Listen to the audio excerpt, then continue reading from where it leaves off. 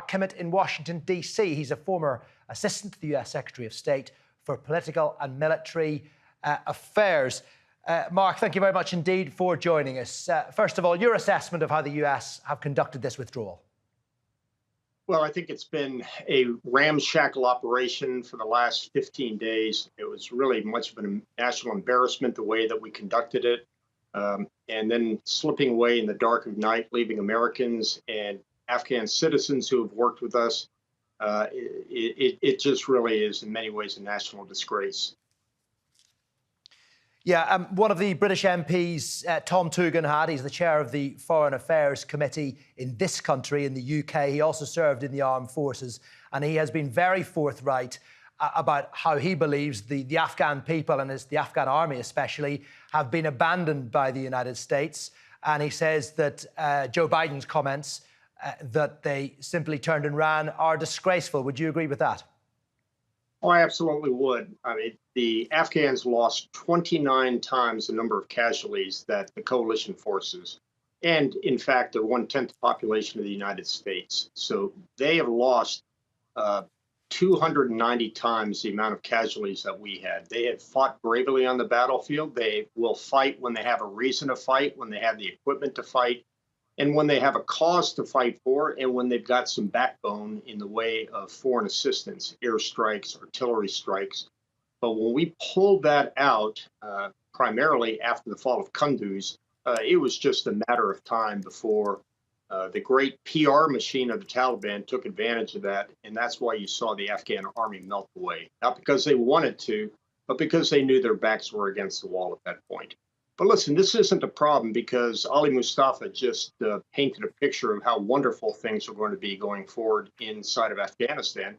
So I think not only the Taliban should be celebrating, the Western world should be celebrating as we now bring in these patriots, secular patriots who believe in human rights like the Taliban. He will be speaking in the next few minutes, Antony Blinken, and clearly the Biden administration have some huge challenges ahead. What do you think the U.S. administration's priorities ought to be? Well, the first priority should be to get every American that wants to come home, every Afghan SIV holder who wants to come to America, to get them out. But I find it somewhat laughable that Tony Blinken is going to get up and say this is going to be a diplomatic effort. This is not going to be a diplomatic effort. This is going to be hostage negotiations. And you can expect that the Taliban are going to try to get everything they can out of the Americans before they release those SIVs and the American citizens. And everything that Ali Mustafa talked about that they need, they're going to expect from the United States: the release of the fundings, humanitarian assistance, taking some of their people off the terrorist list. They will do that in dribs and drabs and release a few hostages along the way.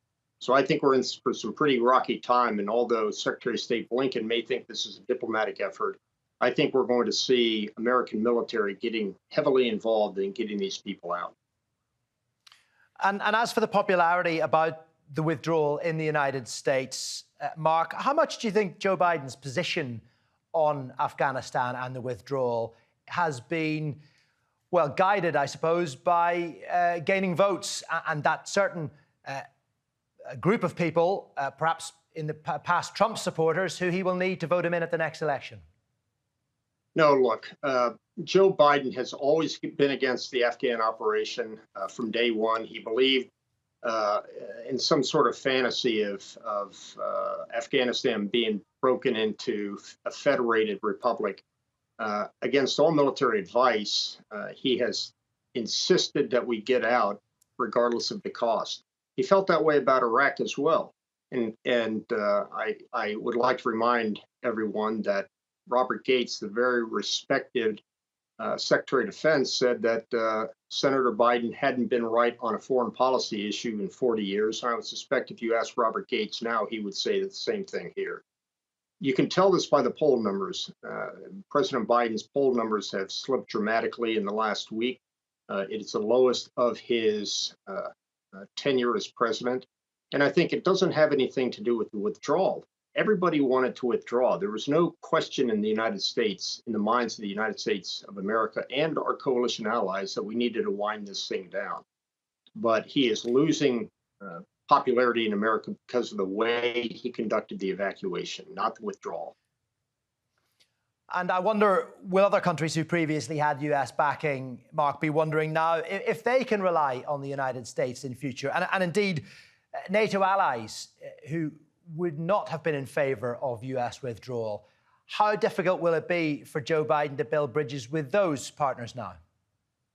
Oh, listen, I mean, this was the same question about when President Trump was antagonizing the NATO allies as well.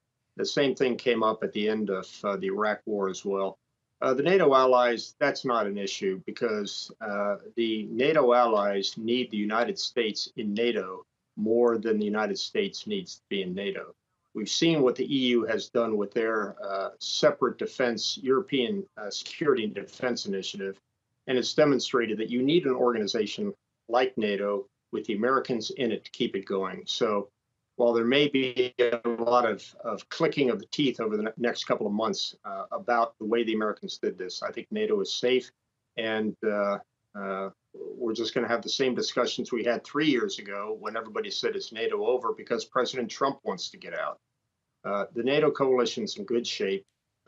People will make political points about this, but at the end of the day, NATO will continue. Mark, I understand you were in Iraq, and that was a disaster for US foreign policy.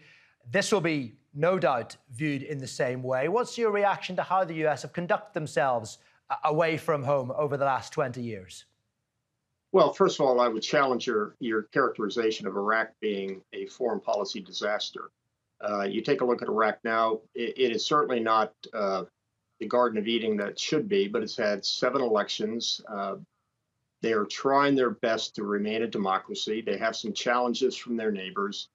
It is not something that we can necessarily look on and say this is like Germany after World War II or Japan after World War II. But I think if you take a look at Iraq 10 years hence, they've done a pretty good job in terms of defeating Daesh. They're the only foreign country that I'm aware of that's actually defeated a large army, a terrorist army such as Daesh. So is Iraq where everybody wants it to be? No. Is it moving in the right direction? Well, it may be treading water, but to call it a disaster, I think, is unfair. And, well, I suppose one final question for you, Mark, and I take your point on board about that. This deal wasn't Joe Biden's deal. He has carried it out. It was Donald Trump's deal. How will Joe Biden be viewed in the United States for having carried out a deal that was his previous administration's decision? Well, first of all, I think everybody recognizes that Joe Biden has reversed at least 15 or 20 of the deals that Donald Trump has made inside the economy and other areas. And of course, the first deal that Donald Trump broke was the Iran nuclear deal. Whether that was right or whether it was wrong, it's clear that it is the prerogative of a president to make his deal. So Joe Biden trying to blame this as if his hands were handcuffed by his predecessor, I think is a cheap shot. OK, Mark Kimmitt there. We thank you very much indeed for your time and your thoughts. Mark Kimmitt from Washington, D.C., there, former assistant to the US Secretary of State for Political and Military Affairs.